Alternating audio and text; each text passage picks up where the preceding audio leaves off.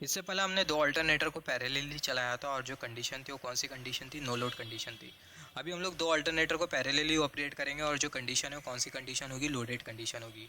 Hello everyone, welcome to complex engineering. तो अभी हम लोग बात करने वाले parallel operation of two alternator under loaded condition. तो यहाँ पर अभी अगर हम लोग देखें, यहाँ पर हमने कंसिडर किया दो अल्टरनेटर।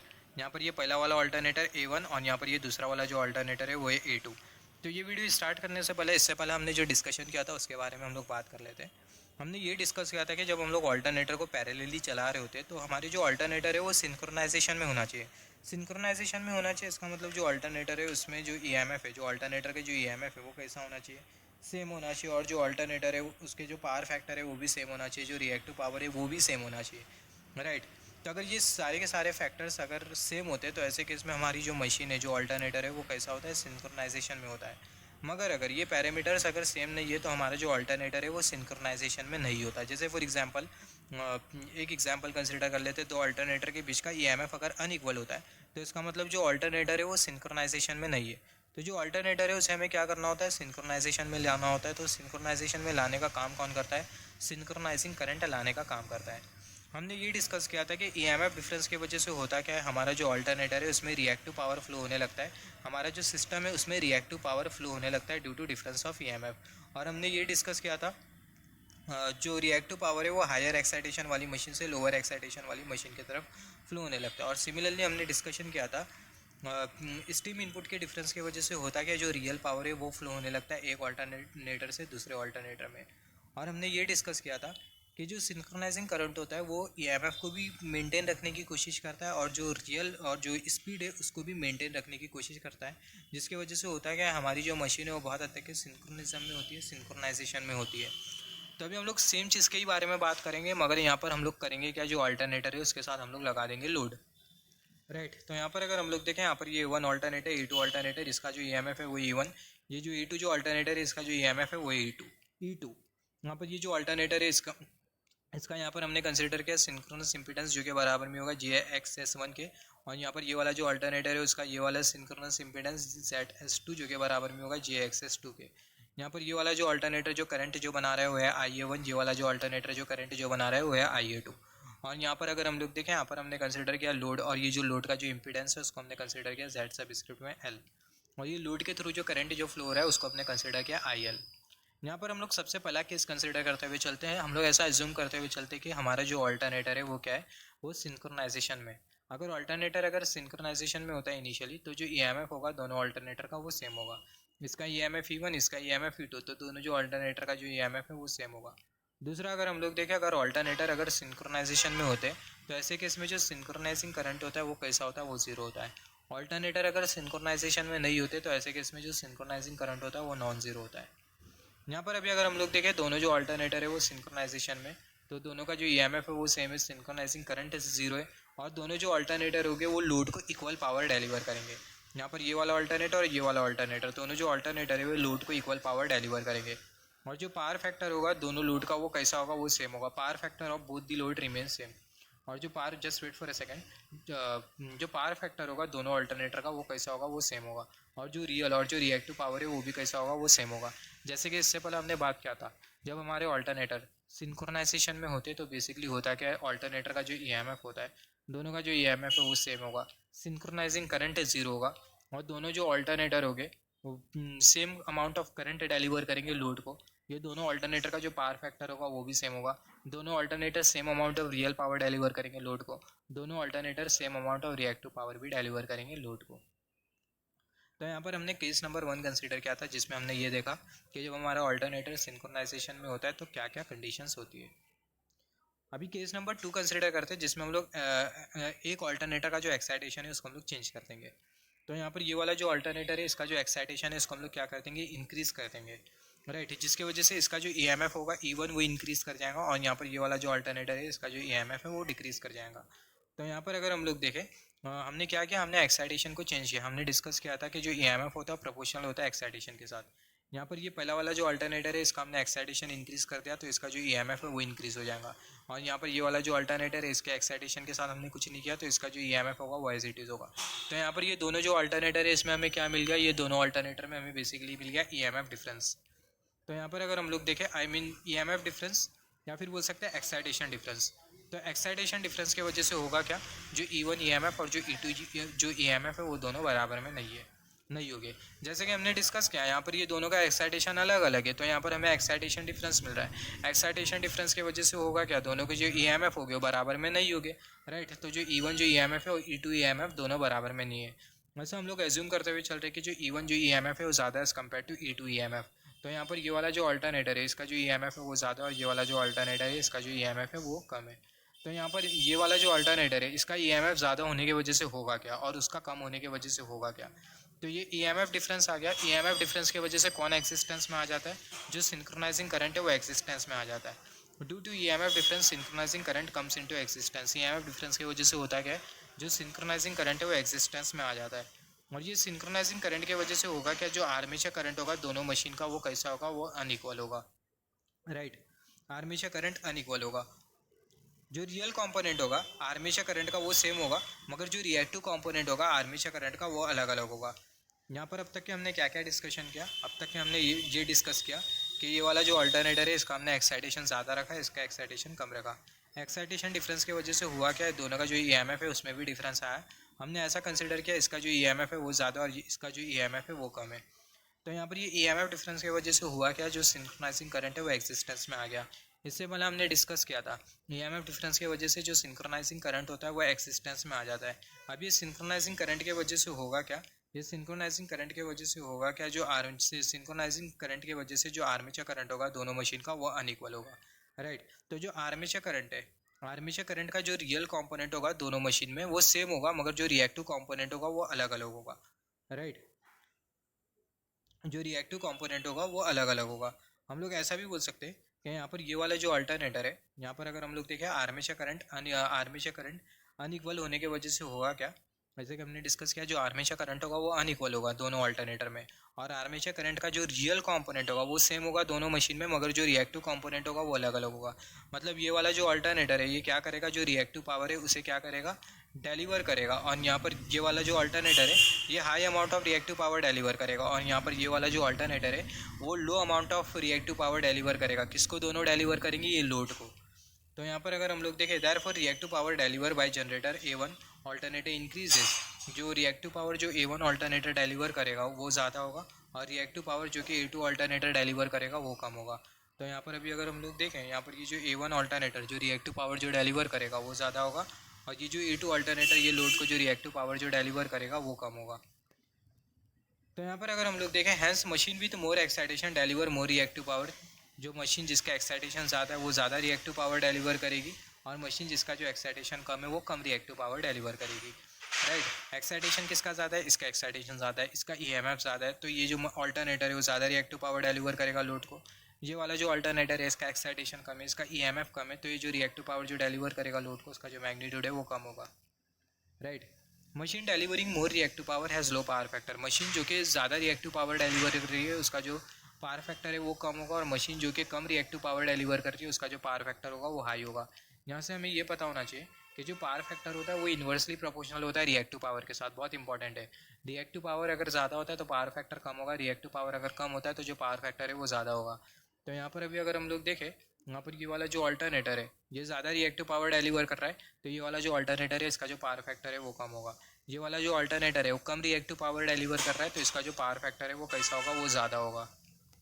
तो ये स्टेटमेंट हमें यही बोल रहा है मशीन डिलीवरिंग मोर रिएक्टिव पावर। मशीन जो कि ज़्यादा रिएक्टिव पावर डिलीवर कर रही है उसका पावर फैक्टर कम होगा।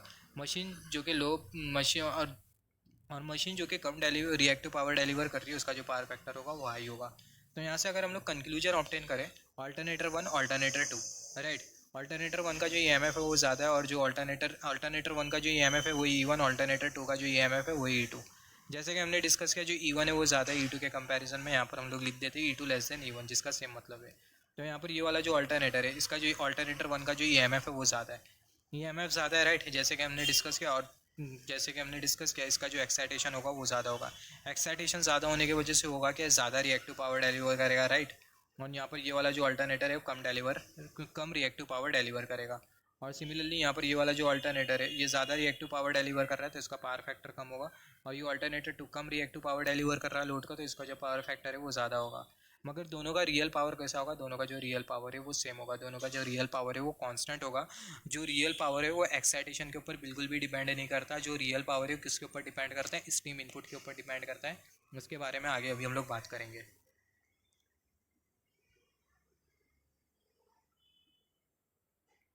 यहाँ पर अगर हम लोग देखें, बहुत इंपॉर्टेंट है, note that excitation causes change in reactive power.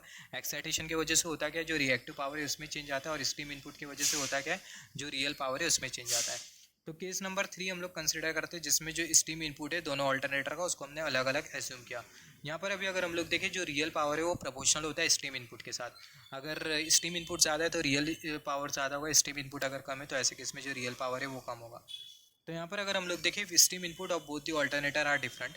That is if we change the steam input of one alternator then magnitude of EMF does not change.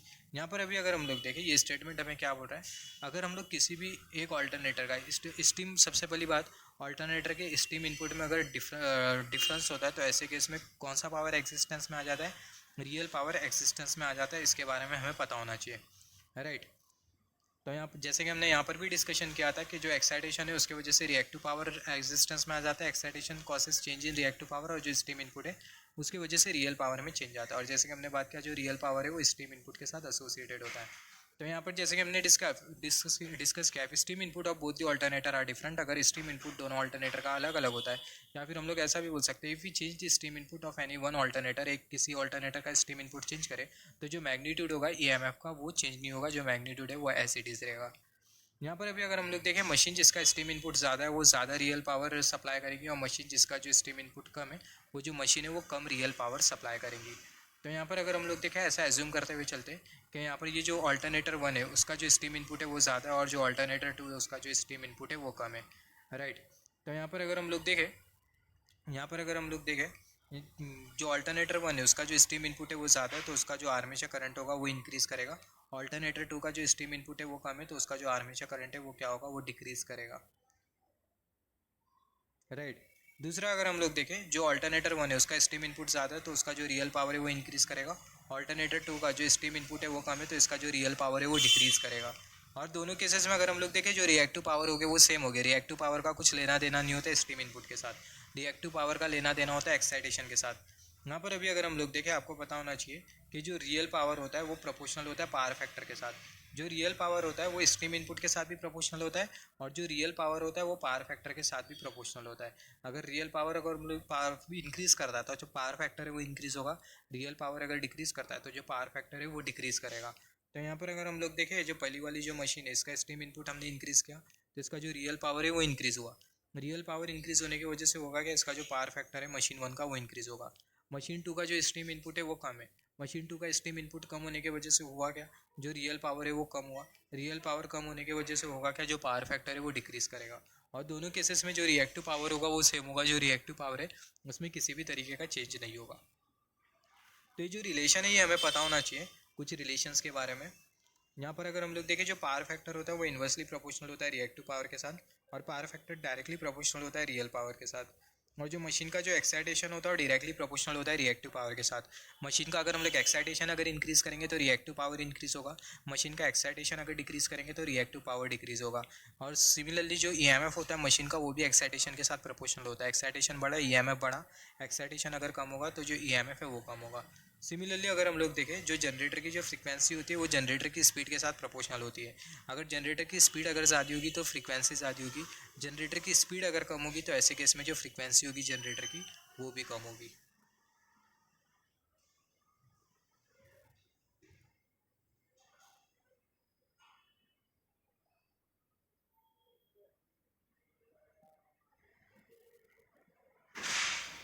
तो बात करने वाले parallel operation of alternator with infinite bus bar under loaded condition and under no loaded condition. मतलब यहाँ पर हम लोग करेंगे क्या, जो ऑल्टरनेटर है उसको हम लोग इनफाइनाइट बस बार के साथ लगा देंगे, और हम लोग करेंगे एनालिसिस अंडर लोडेड कंडीशन पर और अंडर नो लोडेड कंडीशन पर। तो यहाँ पर सबसे पहले हमें पता होना चाहिए इनफाइनाइट बस बार का मतलब क्या होता है। इससे पहले हमने बात किया था इनफाइनाइट बस बार क्या होती है। तो जो इनफाइनाइट बस बार है वो है क्या, बेसिकली जंक्शन या फिर बोल सकते हैं नोड, जहाँ पर जो वोल्टेज का जो मैग्नीट्यूड और जो फ्रीक्वेंसी है वो कांस्टेंट होते हैं। At infinite bus number of generators are connected. Infinite bus पर बहुत सारे जनरेटर्स आके कनेक्ट होते हैं। At infinite bus voltage and frequency remain constant irrespective of change in power. Infinite bus पर जो वोल्टेज और जो फ्रीक्वेंसी है वो कांस्टेंट होते भले से पावर में कितना भी चेंज क्यों ना होने दो। Infinite bus can be model as a voltage source with zero internal impedance. जो इनफाइनाइट बस है उसको हम लोग as a voltage source model कर सकते हैं और जो इंटरनल इम्पीडेंस होगा वो कैसा होगा, वो जीरो होगा। इनफाइनाइट बस एज फाइनाइट इनर्शिया। जो इनफाइनाइट बस जो है उसका फाइनाइट इनर्शिया इनफाइनाइट इनर्शिया होता है। अभी इनफाइनाइट इनर्शिया का मतलब क्या, that is speed remain constant in respect of change in load. भले से लोड में कितना भी चेंज क्यों ना होने दो, जो स्पीड है वो कांस्टेंट रहेगी। इसी का ही मतलब होता है इनफाइनाइट बस का इनफाइनाइट इनर्शिया है। if we are assuming infinite bus at if we are assuming infinite bus as a alternator, अगर हम लोग इनफाइनाइट बस को, यहाँ पर ये जो फिफ्थ वाला जो स्टेटमेंट है वो हमें क्या बोल रहा है, अगर इनफाइनाइट बस को अगर हम लोग एज अ ऑल्टरनेटर अगर कंसिडर करें तो होगा क्या, जो इनफाइनाइट बस है इसका जो इनर्शिया होगा वो इनफाइनाइट होगा। मतलब जो स्पीड होगी वो कांस्टेंट होगी ऑल्टरनेटर की, चाहे लोड में कितना भी चेंज क्यों ना हो रहा हो। यहाँ पर अभी अगर हम लोग देखें, यहाँ पर हमने कंसिडर किया इक्विवेलेंट सर्किट। यहाँ पर ये हमने कंसिडर किया ऑल्टरनेटर, इसका जो ईएमएफ है वो ई है। और यहाँ पर ये हमने कंसिडर किया रिएक्टेंस। और यहाँ पर अगर हम लोग देखें, यहाँ पर हमने लगा के रखा है कुछ इस तरीके से इनफाइनाइट बस। यहाँ पर अभी अगर हम लोग देखें, जो ऑल्टरनेटर है as alternator is connected with no load due to which real power remain zero. जो अल्टरनेट यहाँ पर हम लोग सबसे पहले कंसिडर कर रहे हैं नो लोड कंडीशन। यहाँ पर ये जो कंडीशन है वो है नो लोड कंडीशन। ऑल्टरनेटर को हमने किसी लोड के साथ नहीं लगाया है। तो जब हम लोग ऑल्टरनेटर को किसी लोड के साथ नहीं लगाते तो ऐसे केस में जो रियल पावर होता है वो कैसा होता है, वो जीरो होता है। इससे पहले हमने बात किया था लोड के एग्जिस्टेंस की वजह से जो रियल पावर होता है, अगर लोड अगर सिस्टम में कनेक्टेड है तो जो रियल पावर है वो एग्जिस्टेंस में आ जाएगा। अगर लोड अगर सिस्टम में अगर कनेक्टेड नहीं है तो ऐसे केस में जो रियल पावर है वो नहीं होता। तो यहाँ पर ये जो अल्टरनेटर है वो नो लोड कंडीशन पर चल रहा है, जिसके वजह से होगा क्या, जो रियल पावर है वो कैसी रहेगी, जो रियल पावर है वो जीरो रहेगी। Alternator is connected with no load due to which real power, जिसको हम लोग शो करते हैं रियल पावर को पी से शो करते हैं, और जो रिएक्टिव पावर है उसको हम लोग शो करते हैं कैपिटल लेटर क्यू से। तो जो रिएक्टिव पावर है वो कैसी होगी, आई मीन जो रियल पावर है वो कैसी होगी, वो जीरो होगी, क्योंकि जो अल्टरनेटर है उसके साथ हमने कोई लोड नहीं लगा के रखा है। When alternator remain connected with infinite bus and no current is flowing from alternator to bus, then alternator is said to be in floating condition. तो यहाँ पर ये स्टेटमेंट हमें ये बोल रहा है, जब ऑल्टरनेटर को हम लोग इनफाइनाइट बस के साथ लगाते हैं और कोई करंट फ्लो नहीं हो रहा था ऑल्टरनेटर और इनफाइनाइट बस के बीच में, तो ऐसे केस में हमारा जो ऑल्टरनेटर होता है कौन सी कंडीशन में होता है, फ्लोटिंग कंडीशन में होता है। तो ये बहुत इंपॉर्टेंट है, जब हम लोग ऑल्टरनेटर के साथ जब हम लोग ऑल्टरनेटर को इनफाइनाइट बस के साथ कनेक्ट करते हैं और कोई करंट फ्लो नहीं हो रहा होता ऑल्टरनेटर और इनफाइनाइट बस के बीच में, तो ऐसे केस में हमारा जो ऑल्टरनेटर है वो कौन सी कंडीशन में होता है, फ्लोटिंग कंडीशन में होता है। तो यहाँ पर अगर हम लोग देखें, जो नो लोड कंडीशन है इसमें एनालिसिस करने के लिए इतना ज़्यादा नहीं होता। अभी आ जाते हैं लोडेड कंडीशन पर। जो अल्टरनेटर है उसको हम लोग लोडेड कंडीशन पर कंसिडर कर रहे हैं, मतलब जो अल्टरनेटर है वो लोडेड कंडीशन पर है। तो यहाँ पर अगेन हम लोग दो एजम्पशन कंसिडर करते हुए चलेंगे, एजम्पशन नंबर 1 और एजम्पशन नंबर 2। एजम्पशन 1 में हम लोग ऐसा कंसिडर करते हुए चलेंगे कि जो एक्साइटेशन है उसको हम लोग चेंज कर रहे हैं, मगर जो स्टीम इनपुट है वो कैसा है, वो है कांस्टेंट। तो एजम्पशन 1 में जो एक्साइटेशन है उसको हम लोग वेरी कर रहे हैं, मगर जो स्टीम इनपुट है वो कैसा है, वो है कांस्टेंट। तो यहाँ पर अगर हम लोग देखें, सबसे पहला जो अल्टरनेटर है वो लोड के साथ कनेक्टेड है, मतलब जो अल्टरनेटर है वो लोडेड कंडीशन पे है, लोडेड कंडीशन पर है। तो जो एक्साइटेशन है वो चेंज हो रहा है, मगर जो स्टीम इनपुट है वो कांस्टेंट है। अगर स्टीम इनपुट अगर कांस्टेंट होता है तो जो पावर होगा वो भी कैसा होगा, वो कांस्टेंट होगा। हमें पता है जो अल्टरनेटर है उसको हम लोग जो इनपुट जो देते हैं वो कौन से इनपुट होता है, स्टीम इनपुट होता है।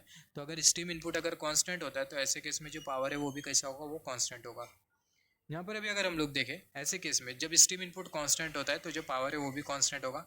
जब हम लोग फील्ड करंट को इंक्रीज़ करेंगे तो बेसिकली होगा क्या, जो एक्साइटेशन है वो इंक्रीज़ करेगा। एक्साइटेशन इंक्रीज़ करेगा और होगा क्या, जो आर्मेचर करंट है वो पहले इंक्रीज़ करेगा, फिर उसके बाद क्या होगा, आर्मेचर करंट डिक्रीज़ करेगा, राइट। और जो पावर फैक्टर होगा पहले इंक्रीज़ करेगा, फिर उसके बाद जो पावर फैक्टर है वो डिक्रीज़ करेगा। मतलब जो पावर फैक्टर है वो लीडिंग से लैगिंग जाएगा वाया यूनिटी। तो यहाँ पर ये हमें पता होना चाहिए, जब हम लोग फील्ड करंट को इंक्रीज़ करते हैं तो ऑब्वियसली हमें पता है जो एक्साइटेशन है वो इंक्रीज़ होता है। इससे पहले हमने बात किया एक्साइटेशन का मतलब क्या है। एक्साइटेशन इंक्रीज़ हुआ जिसकी वजह से होगा क्या, जो आर्मेचर करंट है वो इंक्रीज़ होगा। आर्मेचर करंट पहले इंक्रीज़ होगा, फिर उसके बाद जो आर्मेचर करंट है वो डिक्रीज़ होगा। इसके बारे में हमने डिस्कशन किया था जब हम लोग वी कर्व के बारे में बात कर रहे थे। जब हम लोग फील्ड करंट को इंक्रीज़ करते हैं तो जो आर्मेचर करंट है वो पहले इंक्रीज़ करता है, फिर उसके बाद क्या होता है, डिक्रीज़ करता है। और जो पावर फैक्टर है वो भी पहले इंक्रीज़ करता है, फिर उसके बाद डिक्रीज़ करता है। और जो पावर फैक्टर है वो कैसा जाता है, लीडिंग से लैगिंग जाता है वाया यूनिटी। हमने डिस्कस किया था, पहला जो पावर फैक्टर होता है वो कैसा होता है, लीडिंग होता है। फिर उसके बाद जो पावर फैक्टर होता है वो कैसा होता है, यूनिटी होता है, फिर लैगिंग होता है। इसके बारे में हमने बात किया था in case of V curve.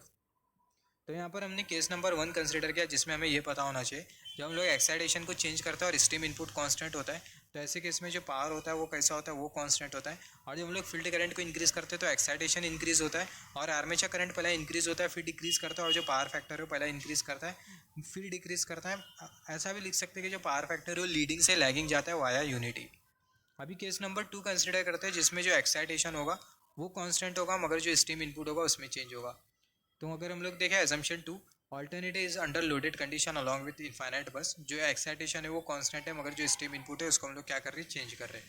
तो जब हम लोग स्टीम इनपुट को इंक्रीज़ करेंगे, स्टीम इनपुट को हम लोग चेंज कर रहे हैं, राइट, स्टीम इनपुट कांस्टेंट नहीं है, तो जो स्टीम इनपुट है उसको हम लोग इंक्रीज़ और डिक्रीज़ करेंगे। तो जब हम लोग स्टीम इनपुट ऑल्टरनेटर का इंक्रीज़ करेंगे तो जो ऑल्टरनेटर का जो पावर एंगल है वो क्या होगा, इंक्रीज़ होगा। ऑल्टरनेटर का पावर एंगल इंक्रीज़ होगा, जिसके वजह से होगा क्या, जो आर्मेचर करंट है वो इंक्रीज़ होने लगेगा। और जो पावर फैक्टर है वो कैसा जाएगा, लैगिंग से लीडिंग जाएगा। मतलब जो पावर फैक्टर है पहले इंक्रीज़ करेगा, फिर उसके बाद जो पावर फैक्टर है वो क्या होने लगेगा, जो पावर फैक्टर है वो डिक्रीज़ करने लगेगा। यहाँ पर अभी अगर हम लोग देखें, जब हम लोग स्टीम इनपुट को वेरी कर रहे होते हैं, बहुत इंपॉर्टेंट है, जब हम लोग स्टीम इनपुट को वेरी कर रहे होते हैं तो जो पावर फैक्टर है वो लैगिंग से लीडिंग जाता है। और जब हम लोग एक्साइटेशन को वेरी कर रहे होते हैं तो ऐसे केस में जो पावर फैक्टर है वो लीडिंग टू लैगिंग जाता है। तो ये बहुत इंपॉर्टेंट है, इसके बारे में हमें पता होना चाहिए।